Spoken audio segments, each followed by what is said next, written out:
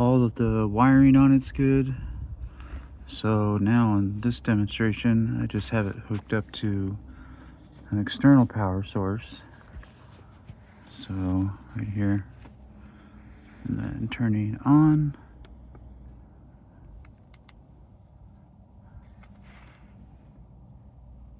And still nothing.